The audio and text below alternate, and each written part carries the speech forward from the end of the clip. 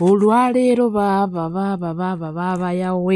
yawe yakutte mu filifeezi. Baba yawe yakutte mu filifeezi. Baba yawe yeeyogeredde ekigambo ekimutuusizza okubula okumuggyako n'obwabaaba. Kino kiddiridde oluvannyuma lwa baba yawe okola interview naye nga sinnagenda eyo. Bannange amanya n'eddoboozi mpitibwa Olivia Katende. Bannange kugambye entalo nnyingi nnyo eziri wano ku social media. Entalo nnyingi nnyo naye ate luno lususse. Luno luyina engeri lwawakuddwamu. Bannange nga sinnagenda wala. Nga bwe mbagambye nti yakutte mu filifeezi. Amasannyalaze gakubye Ediyawe. Amasannyalaze gakubye Ediyawe. Oluvannyuma lw'okwogera ekigambo ekijja abantu mu mbeera. Oluvannyuma lw'okwogera ekigambo ekijja abantu mu mbeera. Ekijja ba comrades mu mbeera. Ba comrades bataddewo embeera etakkirizika okulaba nga nti Ediyawe alaga nti Bobi waabwe okusinga Abannayuganda. Ediyawe alaga nti Bobi waabwe okusinga Abannayuganda. Abannayuganda kye batasobodde kukkiriza bamubuuzizza ebibuuzo bino wammanga nti gwe ky'ogamba munno Bobi gw'ogamba wamwe ani yali afuddeyo. Bobi gw'ogamba munno wamwe Abannayuganda abasinga bali mu kkomera. Edi gw'ogamba nti wamwe abaana baffe battiddwa, abaana baffe basibiddwa, abaana baffe bawambiddwa. Gwe wamwe ani ali mu kkomera oli okugambe nti Bobi wamwe. Munnange no togenda kutumanyiira. Togenda kukola ki nti Bobi nti mutuwemu ebitiibwa okusinga Bobi nti nedda togenda kutumanyiira. Ekitiibwa wamwe twalondayo omuntu omu yekka yalina okuba omukulembeze waffe. Mmwe temulina kye mutugamba, temugamba muno mwenna muli bagezi. Baana babigaanye nga sinnagenda wala nti oba kyo ki. Kambawe mubeewulirireko, muwulire okuyomba kw'abaana okwo kwe mulaba. Muwulire ebigambo ebiyitirivu ebyo mulaba bafubutuka byonna mubyewulirireko nga si bye bagambye. Wabula kye mbasaba kiri kimu, subscribe my YouTube channel, likinga, sharinga, gwe kyolabye kisharinga okulaba nga kisobola okutuuka ku buli muntu yenna ali mu Uganda kubanga eno ensonga yakutambuza struggle n'oyo aba agirinnyiridde n'oyo aba ayagala okugisaanyaawo. Statement ya Ediyawe gye yakoze olunaku lw'ejjo bwe yabadde ng'ali ku interview ng'agamba nti Mickey Wine olunaku lumu yalemesebwa ku kitebe okugenda okulaba His Excellency Bobi Wine era ng'alaga nti mu Bannayuganda basukkulumiza nnyo Bobi Wine n'okusinga family. Kino nno kinzijukizizza mu mwaka gwa 2022 bwe twali mu World Cup mu ggwanga erya Qatar. Omusambi Nakinku mu biseera ebyo eyayitibwanga Paulo Pogba bwe yawambibwa bamukwata mmundu mu kaseera nga twolekedde final za World Cup.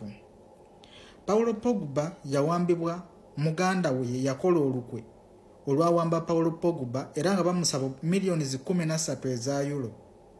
Kino nno njagadde okikutegeeza nti njagala okutegeeza Ediyawe nti emagere mumanyiyo any family tomanyira bafuta abana babandi bafudde mwana va mu bintu by'ekidongo mwana jako bigalubindi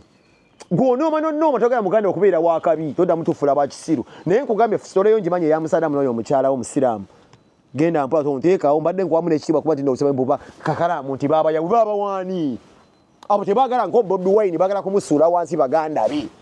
katugenda kugulawo ate kati kye bayita okuzibula abantu amaaso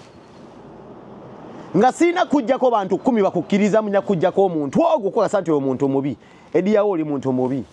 toyinza kukola statements wakoze ku video ya Kakalamu ng'obeesinga ku family. What is your family? Family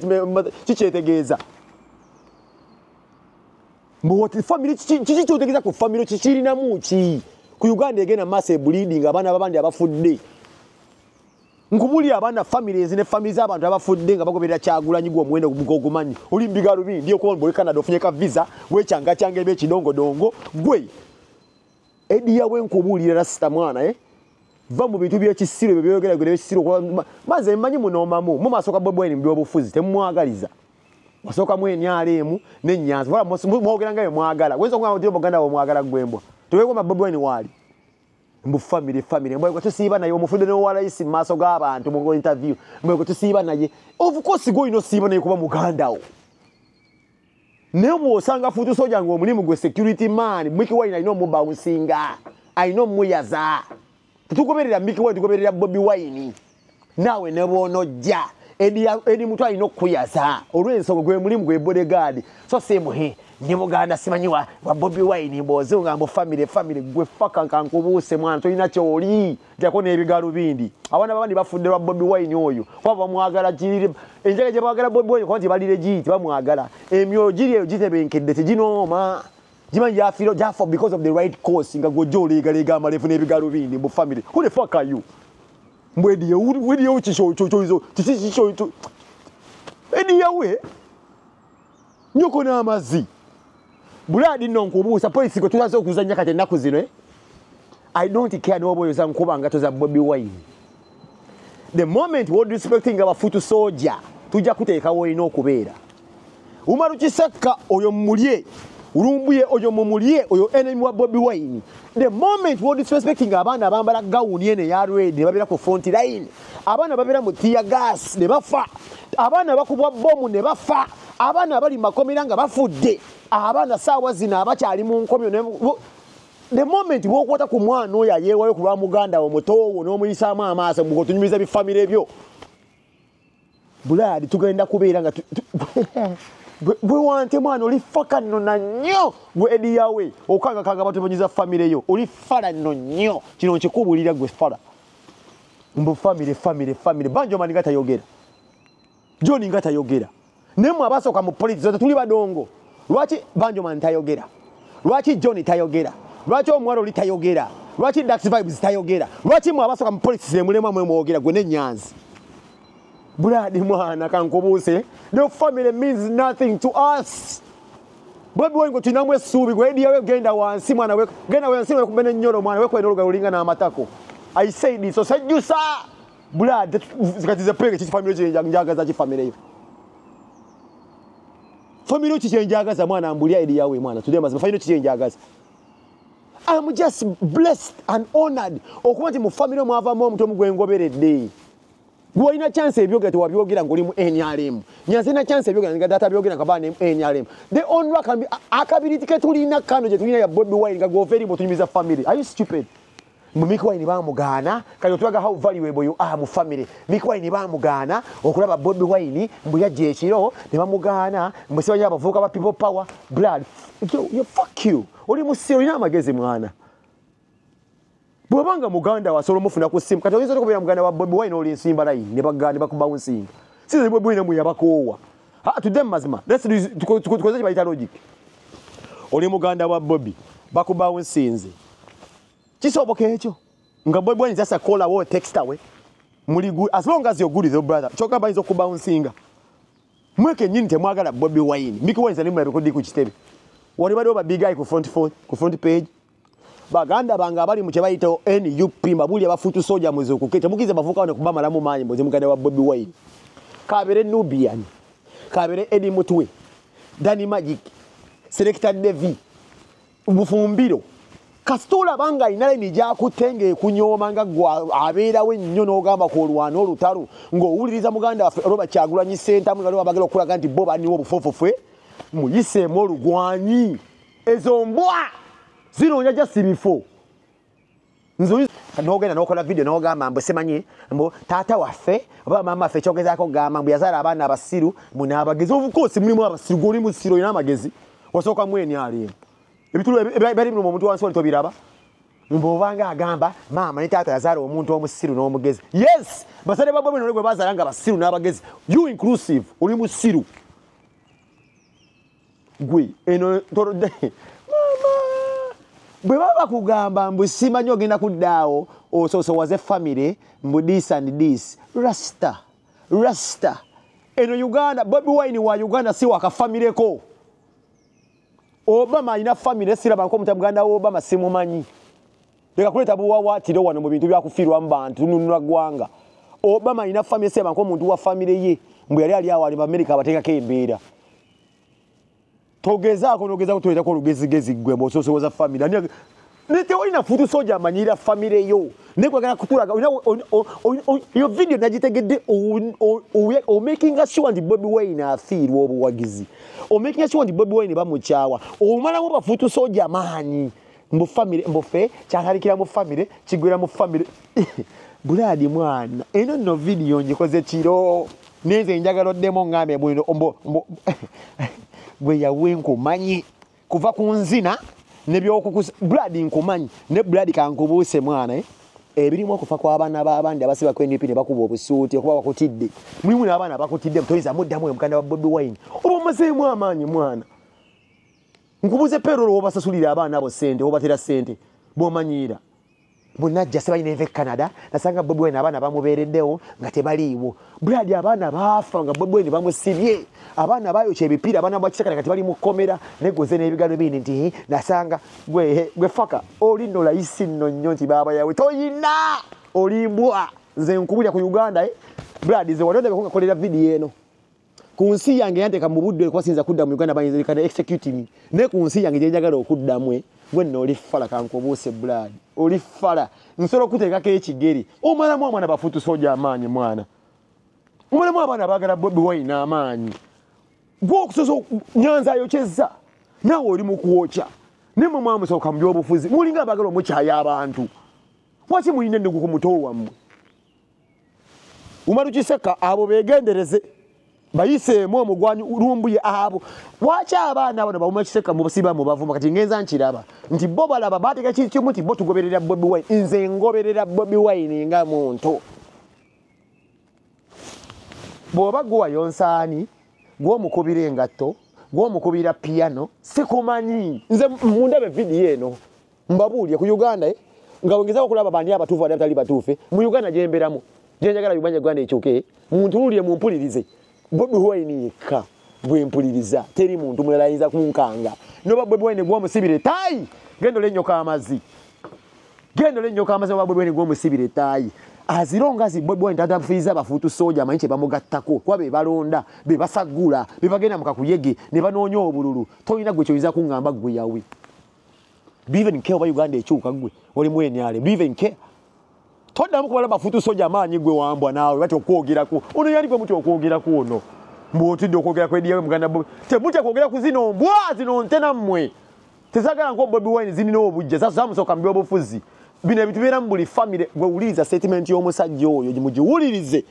n'obwegendereza mulabe obwayagala mutoowe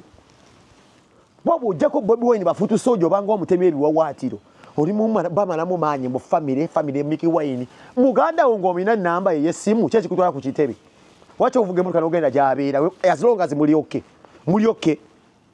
Mickey Wine obadde ddala kyakuluma bw'obanga Bobi Wine bakubawo singa mutogenda mulaba ng'oliko NUP bw'obanga olina ennamba ye asobola okuddamu message omwana wo omwana ku bbeere erimu taata yo maama y'omu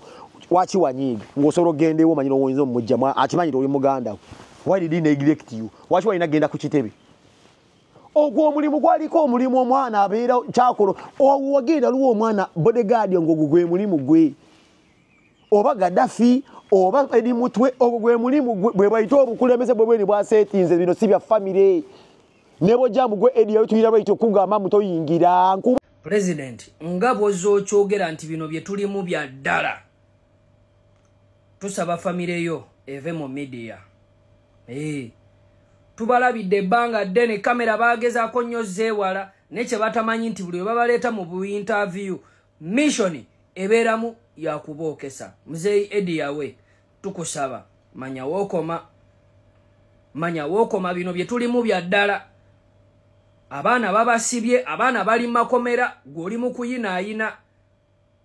tosobola kuvaayo n'ogamba mbu famire yamwe tugivoola simanyi olwaki agulanya okuyingira politics muzeeyi totukyankalanya bino bye tulimu bya ddala we mubanga mwe muwulira nti bye mulimu si bya ddala please dda mu studio yo kuba music wo toddamu kutuleetako muvanga gwo genda okuba music wo nga bw'oyagala naye bino bye tulimu bya ddala buli mwe lwe babaleeta ne babajjako bu interview mujulizanga Kyagulanyi bwe yayingiza famire yammwe politics bombo clat Museveni teyayingiza famire yo yonna politics Muhozi si ye CDF akulira amagye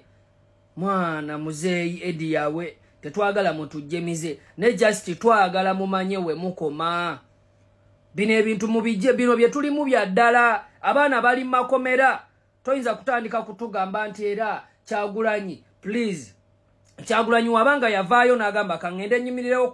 ku lw'Abannayuganda 1,48,000 muzeeyi Eddie yawe tubasaba mustepinge emabega mulekerawo okujja mu media buno mission za buno bu media kuba wabya kubajja kumulamwa so tubasaba tetwagala kuvoola family yammwe naye ate nakyo tukisobola buvayo noyogere byekisirusiru tukuyisa edi yawe mutwesonyiwe gena mu studio kuba music politics mwesonyiwe lekerawo okutukungiriza nga Kyagulanyi baba edi yawe kati waliwo abagenda okunja Samira no ya mulumbye ye ze ndi wano kwogera mazima baba edi yawe statement ze wakoze olunaku lwajjo oba ku YouTube ya Kakala ense badde kumanyi ngo omusajjwa ali smart azini obuyonjo ekyo kyokiri ense badde kumanyi ngo omusajja ali organized ekyo kyokiri ense badde kumanyi ngo omusajja alina talent ekyo kyokiri omusajja omuganda alina pride ekyo nakyo kiri ense badde kumanyi ngo omusajja alina mu ku kasente ako nako kayina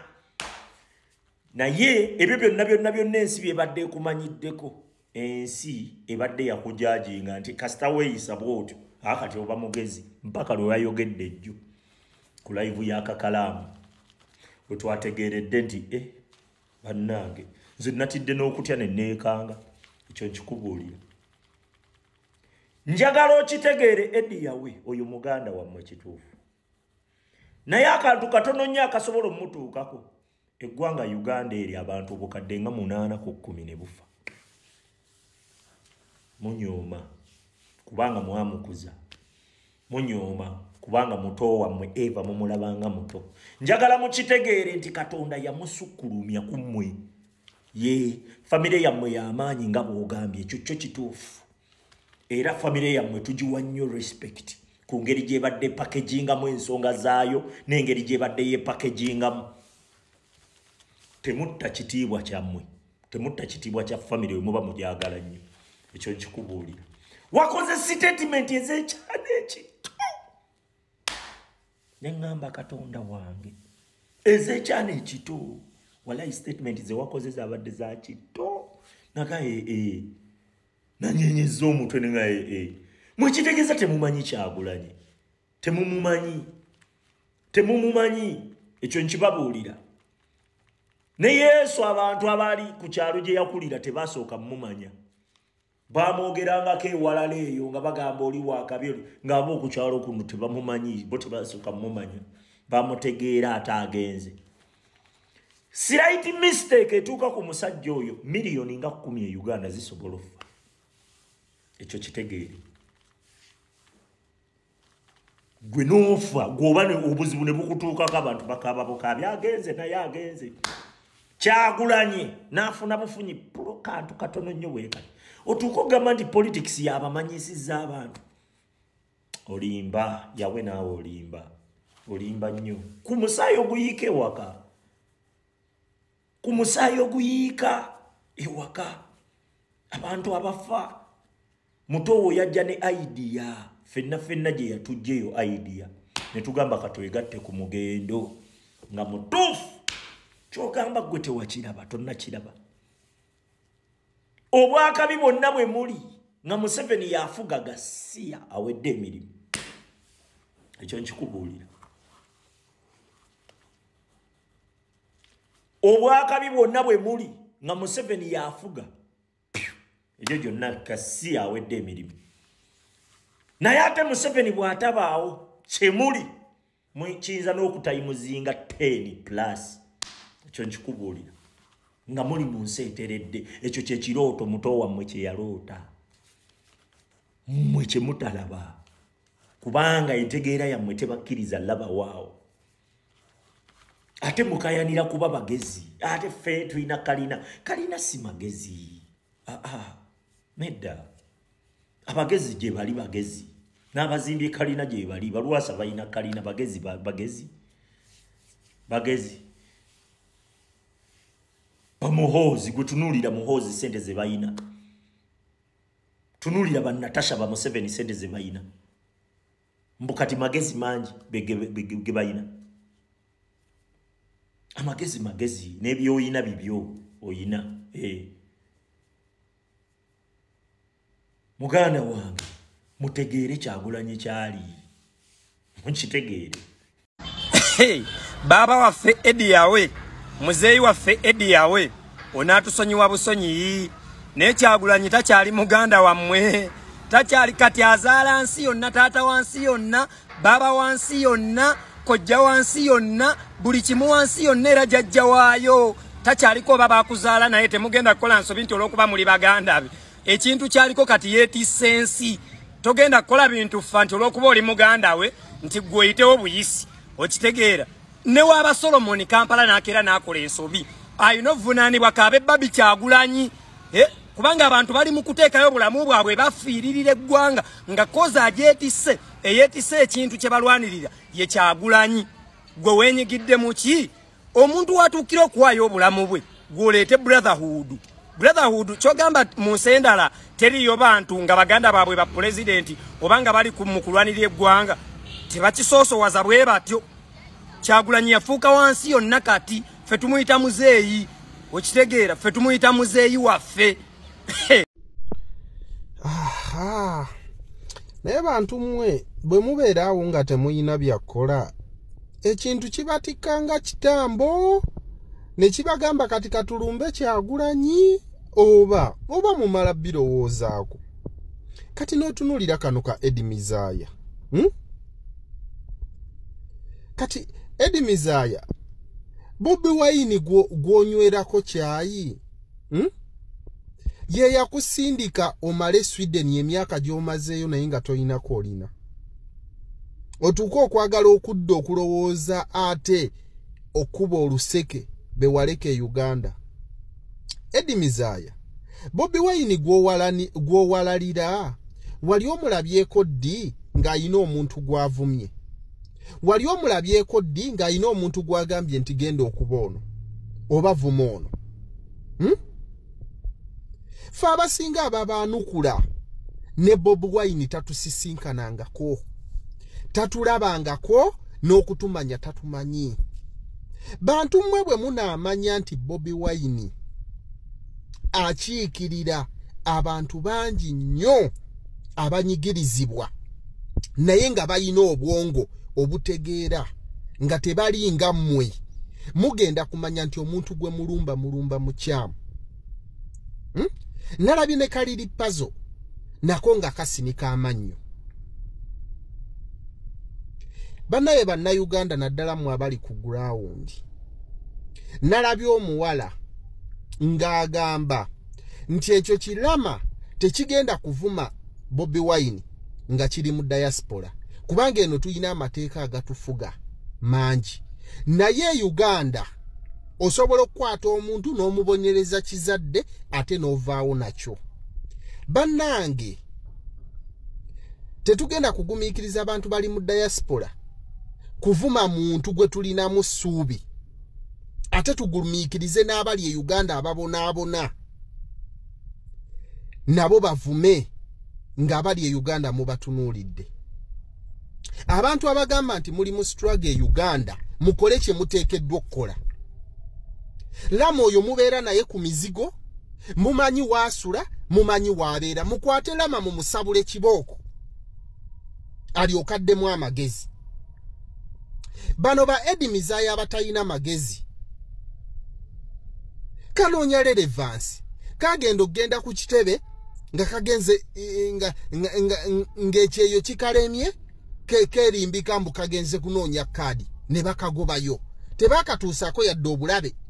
kati kali ku musajja kamanyiira konna kaleeguuka emimwa talifuga ggwanga gwe mu kika kyo kyonna Eddie Mizaya tubuulireyo omuntu omu yadde wa LC1. Bantu mmwe tubagumiikiriza ne tutuuka we twandikomye mubeeko we mukoma.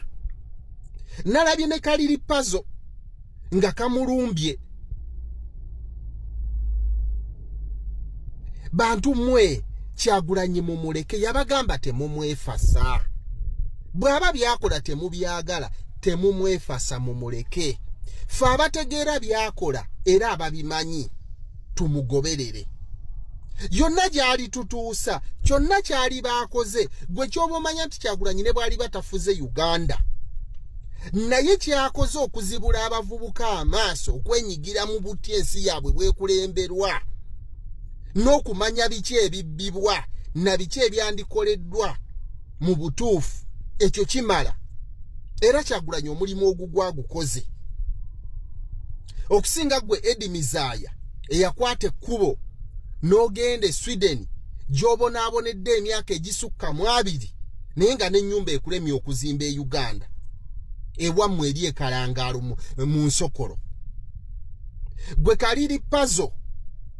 wasalawo kuwemuka owemule buli kiramu ate omale weekalize mu buwemu bantu mmwe mutwesonyiwe oyo omuvubuka gwe mugamba gwe baakubye mpisa ze ezamukubizza yagenze watali waabwe n'atandika okukubirayo abantu ne bamubonereza naye mukisiba ku Kyagulanyi Kyagulanyi talina muntu gwaduumira nti genda okube gundi oba genda ovume gundi abantu okunyigirizibwa kwe balina kwe kubasindiikiriza okukola bye balina okukola bannayuganda abali ewaka nga muli mu struggle mukole kye muteekeddwa okukola kubanga His Excellency yabagamba agenda tuuka ekiseera nga tabayinaako control mukwate abantu ng'abo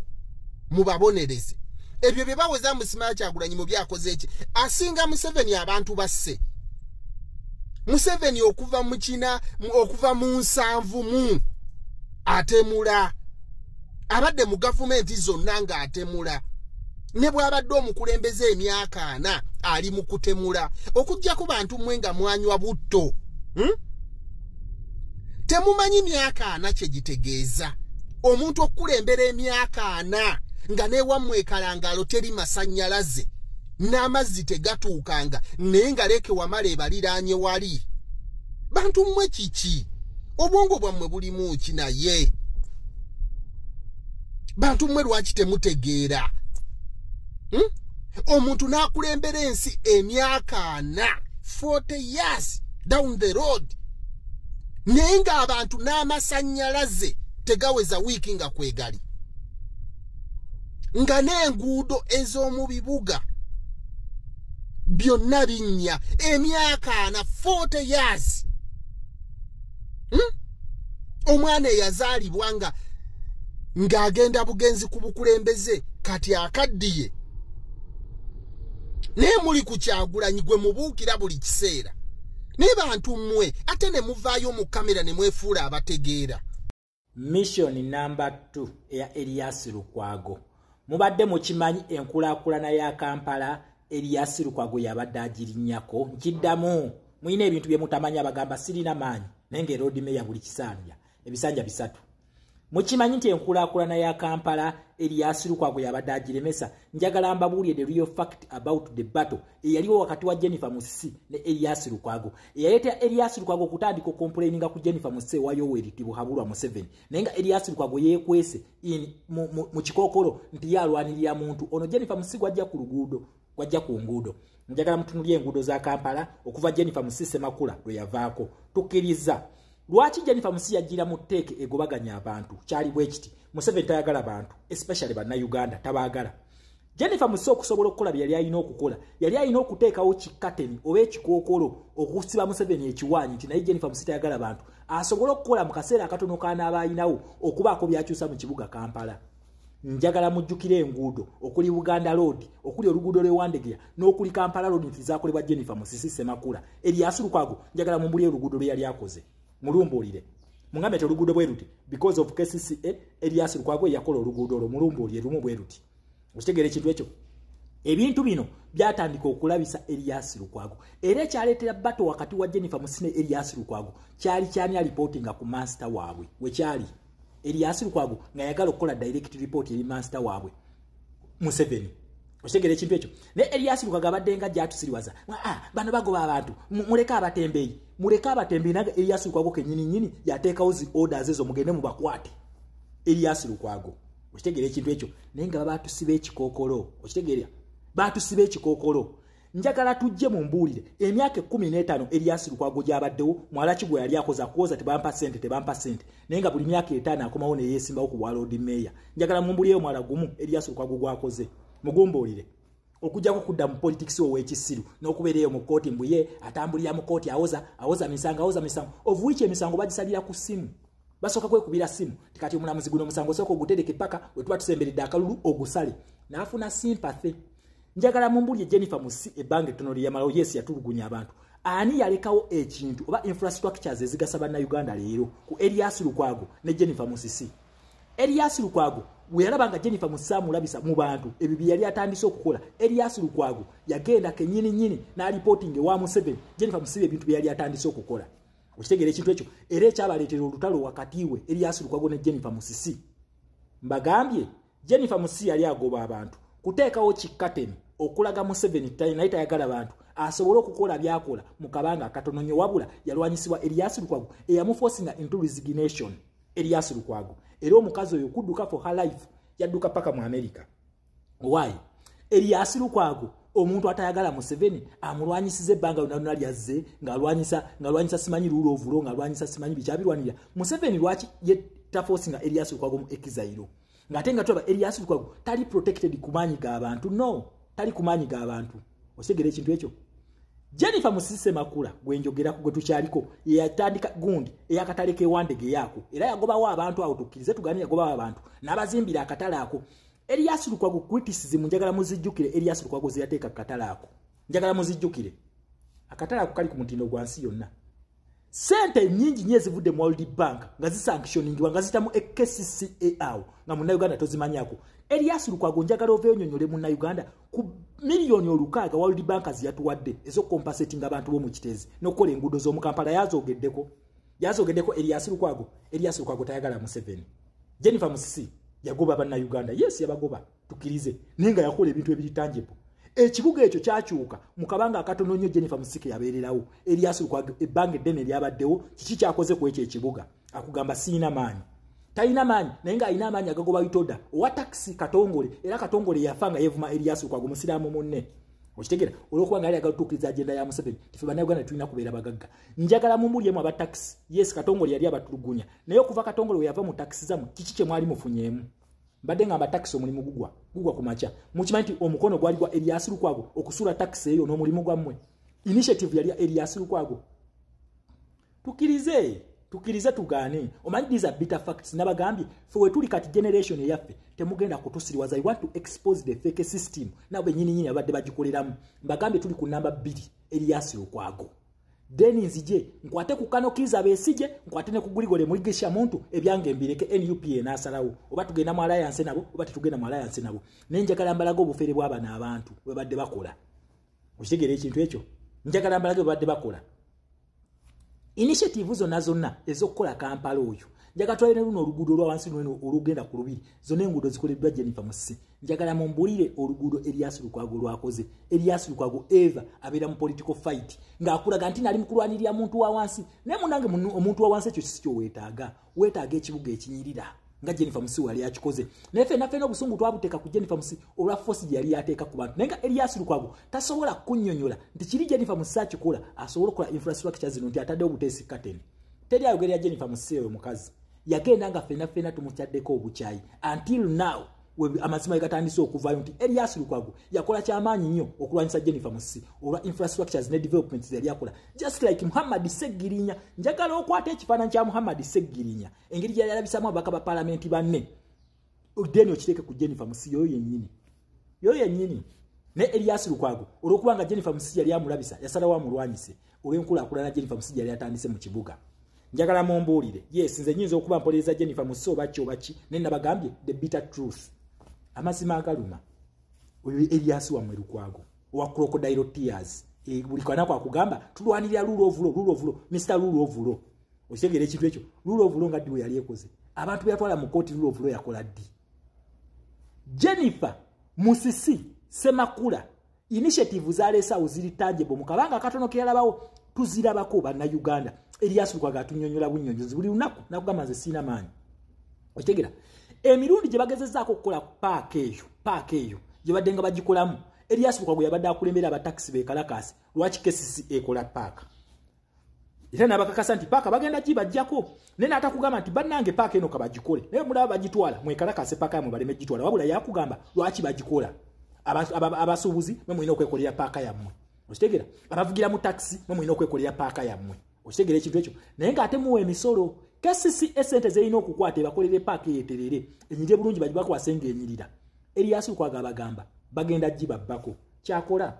naye taata kugamba nti waba bagitwala situka weerwaneko kuba kyekisitula omuntu ono Museveni awulira ekintu eki kwekalakasa kyawulira ng'olunaku olwaliro Elias Lukwago batuzanya bad cop good cop etya Elias Lukwago bategese mu Junganda bategese Munyagwa Mubaraka okitegera ekintu ekyo bampuuga beefudde ba bad opposition then Elias Lukwago Winnie Kiza Besigye gwikole Mugisha muntu beefudde ba good opposition kyali mutukola kati balimbu batuvuma ne bavuma bano Elias Lukwago ne bajja mu badda waffe yensonga lwaki bakwata FDC eno ne bajawuzamu ebiwayi bimeka bibiri DP ne bajawuzamu ebiwayi bimeka bibiri good cop bad cop Katanga FDC Katonga ye good cop PFF nenga bonna be bamu then FDC najja nankumbi ye bad cop eno good cop yo mu kifo ky'okwegatta mu National Unity Platform ng'abalala bakola yazze na kibiina kye bayita PFF era nekulaga teze ku pushing revolution then fe bannayuganda tusiriwale nnyo nti ekibiina kiri ekya FDC kye kibadde ekibi naye bano abantu abakibaddemu bo balungi nnyo Balukwago Babesije Bamugisha muntu abadde batuzanya gundi zaabwe ne anti byabwe mubazze bino ebiina ebitwegattako bye birungi bali be babi tetuli basiru bannayuganda tulina kusirwala to that extent. If we are in a revolution, let the revolutionary party take the lead. If the revolutionary party cannot take the lead, then to be the case. To be UA, we can stand on our own because the people are united. Neba nobaga no chiko lecho, nebakulaga nti unity inakubeera mu political party, nebakulaga nti unity inakubeera mu political parties. Nate political parties zibadenga zagala okunitinga, nga bo nyinyi bachiyiwa. Mukitegera Elias Lukwago badde bachiyiwa ne group ye nga bachiyiwa naye kakati yo batwaga ati National Unity Platform twetaaga twegatte nnyo tusenda akasajja tukayuye nonsense nga twegatta mu bichi mwagala kutusiriwaza muloza tuli basiru tusabamu abakulu abakadde abakulu mutugoberere fe tulidinge mutugoberere if you cannot follow us then mutuleke mutufollowing nga mutujoyininze mu front ye yaffe gye bayita people power movement ne National Unity Platform fe tugendo bateka mu National Unity Platform if you don't want no alliance fe tugamba twesimbe ku buli kibiina buli kifo twesimbewo ne buli kibiina kisimbewo ku buli kifo olaba manvuli tikinga twekuba akalulu the winner takes it all ne bana basajja bazenga batusiriwaza busiwaza mu politics waabwe that is Elias Lukwago for you encha tutandika Besigye de Rio Besigye then tujja kumaliza ne Gwigole Mugisha muntu tweyongereyo twabagamba kuluno tetugenda kuttira muntu yena kuliiso tetugenda